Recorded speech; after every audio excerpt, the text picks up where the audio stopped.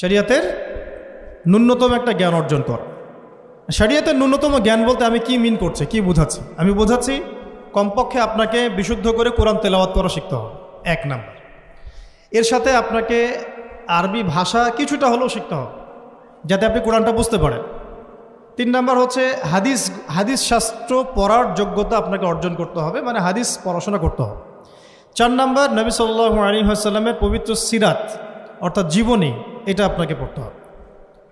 মনে থাকবে তো? লিখে নেন। 5 নাম্বার হচ্ছে, 1 নাম্বার কি বলেছিলাম? বিশুদ্ধ কোরআন তিলাওয়াত। তারপরে বলেছি আরবি ভাষা শিক্ষা করা। তারপরে বলেছি হাদিস পাঠ। তারপরে বলেছি সিরাত পাঠ।